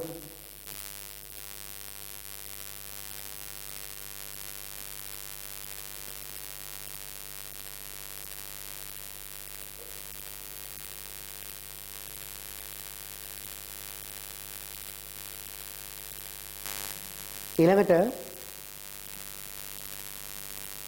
එහෙනම් 2යි ට කියවුනොත් කියලාද මම කියව අංශක 90 වුණොත් නේ sin 2යි ට 1 වෙන්නේ මොකද sin 90 එක එහෙනම් 2යි ට දැනට 90 આવොත් තමයි sin 91 එන්නේ එහෙනම් 2යි ට 90යි එහෙනම් 2යි ට 90 නම් ට කීයද අංශක 45යි එහෙනම් ලියන්න 2යි ට සමාන අංශක 90 නිසා තීටා සමානයි අංශක 45යි කියලා. ඔන්න ඔප්පු කිරීම අපිට රේසින් කරන්න පුළුවන්. හැබැයි ඔප්පු කිරීම නෙමෙයි විභාග වැදගත් වෙන්නේ ඔක දැනුම. ඒ දැනුම හදාගන්නේ කොහොමද? ඒ තර්කයන් ටික ඔක්කොම ටික ඔන්න මම කියලා දුන්නේ. දැන් ඔයාලට ප්‍රක්ෂිප්ත ඕන ගණක් හදන්න පුළුවන් වෙන්න ඕන. ඔය ටියුට් එකේ සියලුම ගණන්. තව විනාඩි දෙක තුනක චූටි තීරයක් තියෙනවා. ඒකෝට අපිට මේ කොටස ඉවර කරන්න පුළුවන්. හරි.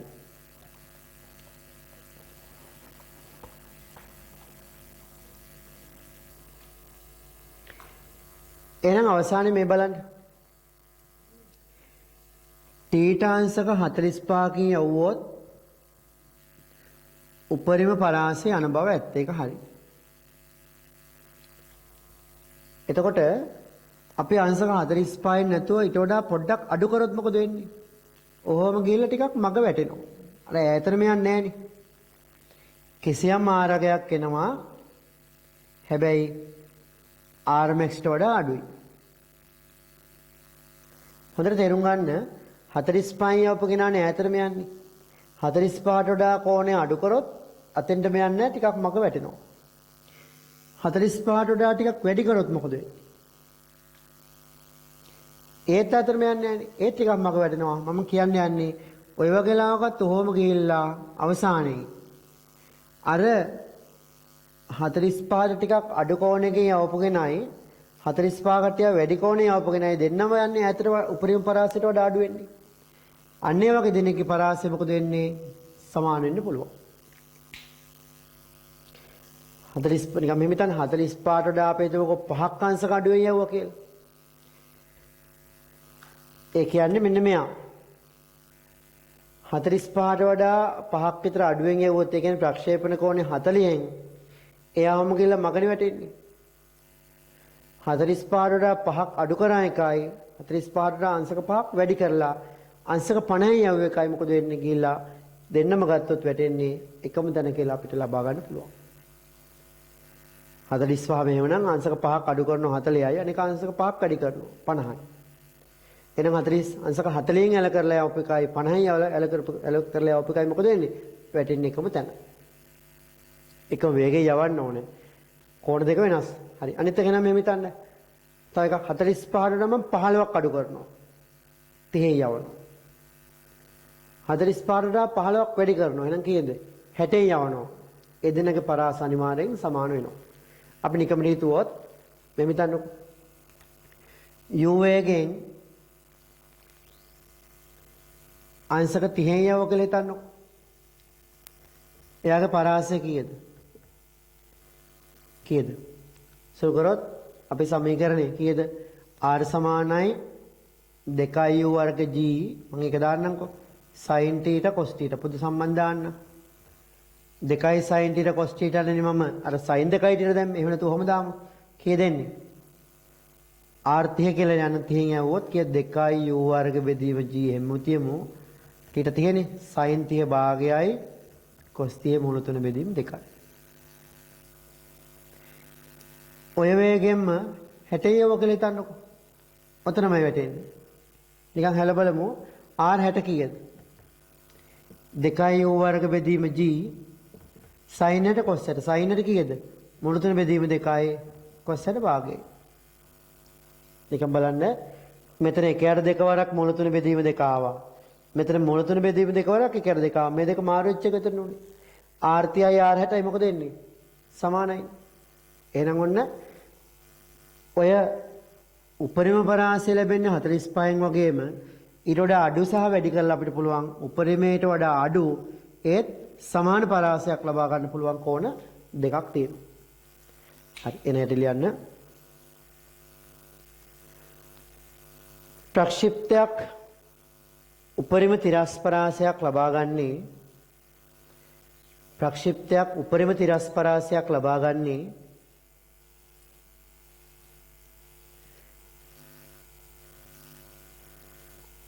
තීර සමානයි අංශක 45ක ප්‍රක්ෂේපණ කෝණයකදීය තීර සමානයි අංශක 45ක ප්‍රක්ෂේපණ කෝණයකදීය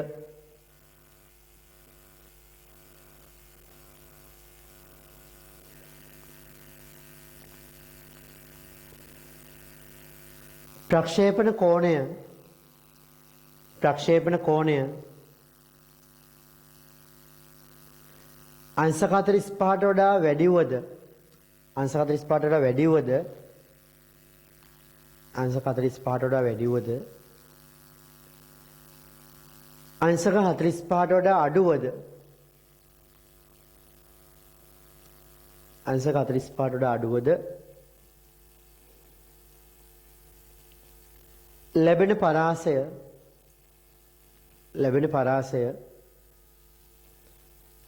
Rmax ට වඩා අඩුය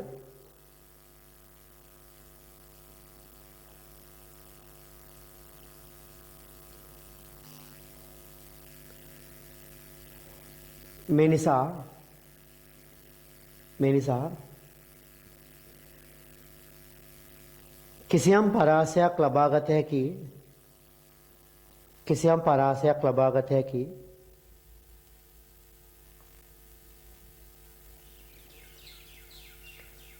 ප්‍රක්ෂේපණ කෝණ දෙකක් පවතී.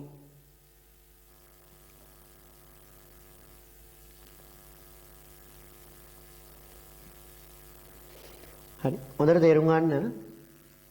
එකක් තීටා නම් අනික මොකද්ද? එකක් මෙහෙ ඉඳන් තීටා නම් ඒක සරලව හිතන්න මෙහෙමනේ. මෙහෙම එක්කෙනෙක් යවනවා අනිත් එක්කන මෙහෙම යනවා ඔය වගේනේ. 45ට සම්මිතික වෙන්න බෑ මේ කෝණ දෙක. ඒතකොට එක්කෙනෙක් මෙහෙ ඉඳන් තීටා නම් අනිත් එක්කන මෙහෙ ඉඳන් තීටා වගේ වෙන්න බෑ සිරසින්. එහෙනම් අපි එහෙම නොකියා කියනවා එක්කෙනෙක් තීටා නම් අනිත් එක්කන කීයද? මෙහෙන් තීටා කියන්නේ මෙහෙ ඉඳන් කීයද? 90 තීටානේ. එහෙනම් ලියන්න. එක් ප්‍රක්ෂේපණ කෝණයක් තීටා නම් අනෙක් කෝණය 90 තීටාවේ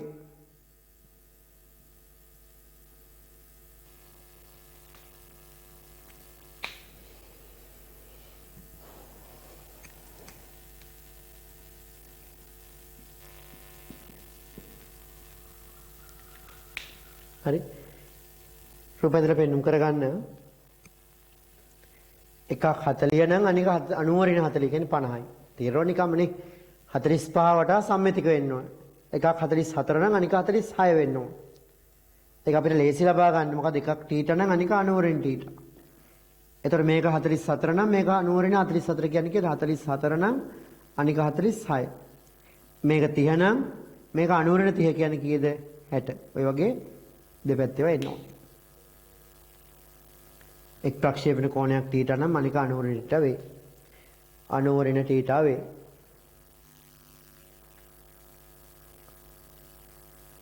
රූපෙට අඳගන්න Rmax කියන කෝණ මේක පෙන්눔 කරගන්න.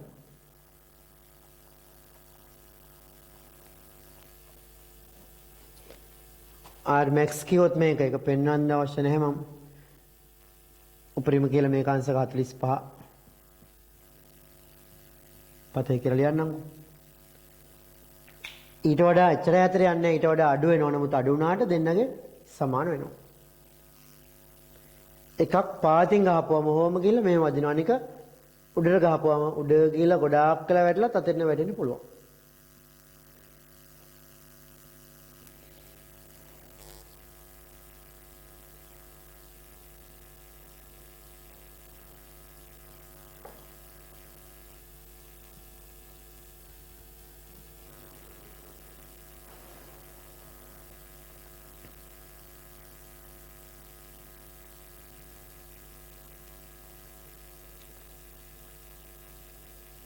ඒක ලියලා අන්තිමටම ලියන්න උදාහරණයක් ලෙස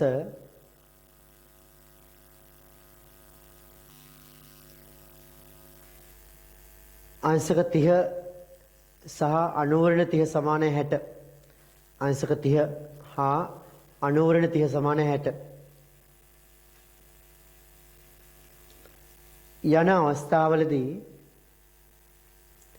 යන අවස්ථාවලදී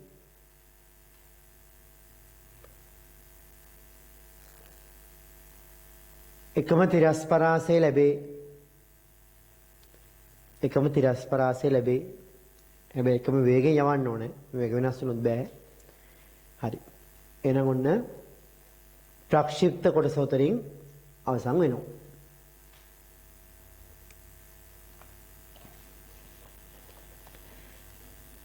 හැබැයි ප්‍රක්ෂිප්ත කොටස අවසන් වුණා කියන්නේ මේ ඔක්කොම ඉවරයි කියන එක නෙමෙයි, තියරි ඉවරයි. අපි ඊට පස්සේ කරන්න ඕනේ ප්‍රශ්න කරන එක. දැන් ඔන්න දවස් කිහිපයක් ඔයාලට ලැබෙනවා. එක්කෝ ලබන බ්‍රහස්පතින්දා අනුරාධපුරයේ අපේ තීරි පන්තියේදී හම්බ වෙන්නේ. එහෙම නැත්නම් ලබන සෙන්සුරාදා තමයි බණ්ඩාරල ප්‍රින්සිපල් එකේදී හම්බ වෙන්නේ. ඒතකොට ඔයාලට දවස් 6ක් 7ක වගේ කාලයක් තියෙනවා. හරි. ඉතින් ඒ කාලය තුල අනිවාර්යෙන් මේ ටියුට් එක ඉවර කරගන්න. එතකොට අපි පන්ති පටන් ගත්තාම මේ දේවල් ටික තව මතක් කරලා බලපු නැති අයට වීඩියෝස් ටික බලන්න දීලා ඊට පස්සේ අපි මොකද කරන්නේ මේ ප්‍රශ්න ටික කරලා මේ පාඩම මේ දක්වා කරපු දේවල් ටික ඉවර කරනවා. ඔන්න වීඩියෝස් බලන්න මිස් වෙච්ච කෙනෙක් කිසිම ගැටලුවක් කරගන්න එපා. ඒවා බලන්න දෙනවා. ඒ නිසා කරන්න ඕන දේ මේ අද කියපු දේවල් වලින් තේරුම් අරගෙන ටියුට් එක ඉවර කරන එක තමයි කරන්න ඕන. එහෙනම් කාලයකට පස්සේ ඔන්න මාස 4කට විතර පස්සේ අපි ලබන සතියේ ක්ලාස් වලදී හම්බෙමු. ඒකත් අයබෝවන්.